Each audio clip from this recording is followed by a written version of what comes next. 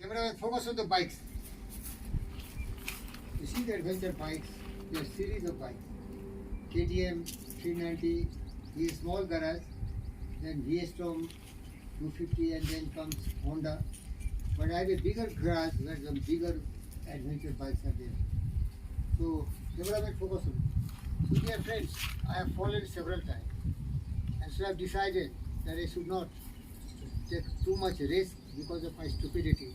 So even when I go for normal ride, I wear some of the protective gears.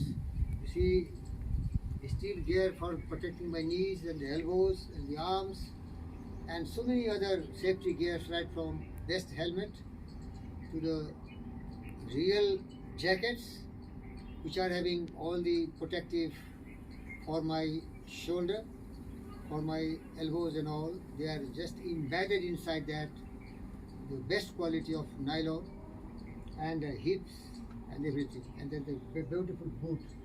The normal, just I want to show you or demonstrate you. So once you are an adventure rider, particularly the beginners, never risk your life.